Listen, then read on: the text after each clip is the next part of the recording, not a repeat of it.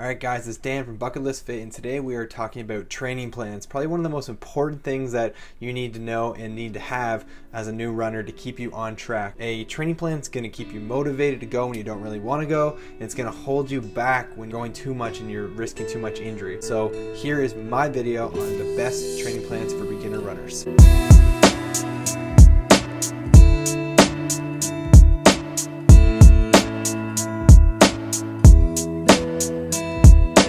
There's a lot of options online for training plans. You can get a free template online, you can get a paid one, you can get one-on-one personalized training. Pretty much for a beginner runner, all you really need is an easy basic plan. Yeah, it's sometimes nice to get a one-on-one personalized trainer so you can answer a lot of questions, but just for the actual plan, it doesn't have to be that complicated. Yeah, so just looking online, as you can see, there's so many training plans. So to figure out which one is right for you, it can be really confusing sometimes. So I'm gonna try to ease the confusion just a little bit. So there's a bunch of online plans, and here's just a few that I found online. So which one is right for you? That's a really good question. But before I answer that, I really gotta point out that there's actually two separate categories for new runners. First category I'll call the new runner, and that is a person that's coming right from the couch, someone that can't run even maybe 2 minutes. Yeah, they're really deciding to do a physical activity for the first time right now and decided to pick up running. That's the first category. The second category is basically any runner that used to run but hasn't been running for a long time, or someone that can run maybe more than 5 minutes. Those are the two categories, and the advice that you get depends on which category that you're in. Category one, the new runner, if you will. My best advice for that is you got to start with a walk-run program.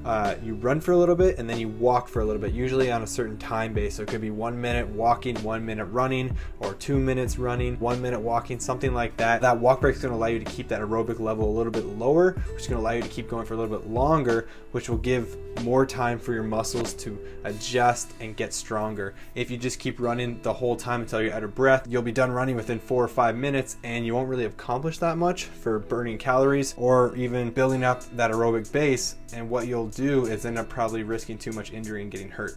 And for the second group, I'd recommend just getting a basic beginner running plan. What that means is something that's going to start you off maybe running at 5 or 10 minutes at a time, and it'll slowly build you up. So that's the two separations, but there's a lot of similarities between these two groups.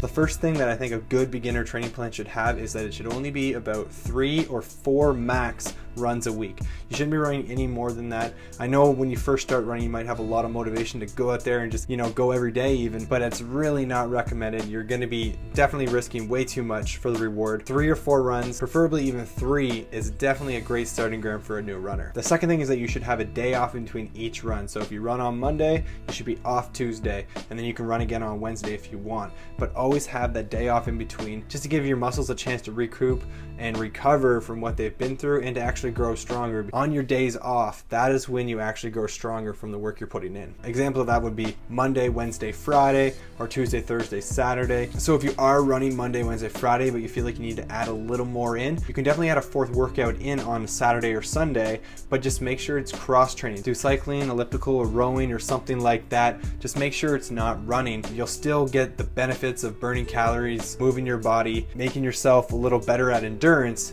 but you're not going to be pounding down on all your muscles that need time to recover. My next tip is that you should run by time and not by distance. So a lot of new training plans you'll see will be like run 2 kilometers this day and then 2 kilometers.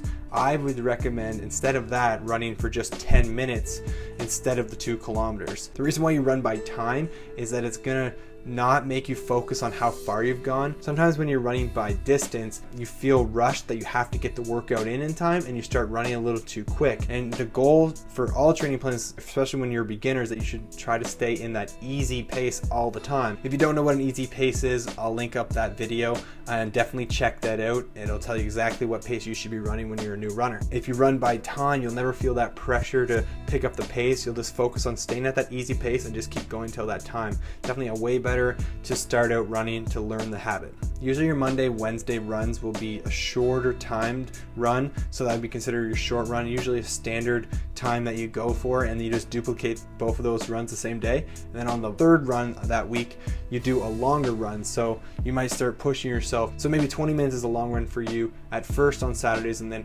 every Saturday when it comes around, you just add maybe 2 or 5 minutes on top of that, and you just keep slowly building up your long run. That all being said, these are my tips that I think are the criteria to make up a great beginner running plan. Now I've gone and done a little bit of research, and I've found the exact plans that you should be doing. You don't have to choose these plans. These are just ones that I think are great, and they have all the criteria that I just said. Definitely try out the Coach to Run plan if you're a brand new runner. So these were all my tips for the new training plan for you as a new runner. Hope you enjoyed them. If you did, be sure to subscribe, because I'm making this video series all about new runners, someone that's trying to do their first 5K. I hope you enjoyed it. I hope you get to find a training plan that you want, and you can go out and excel and do your first 5K. So thank you very much for watching, and make sure you're always going after those goals.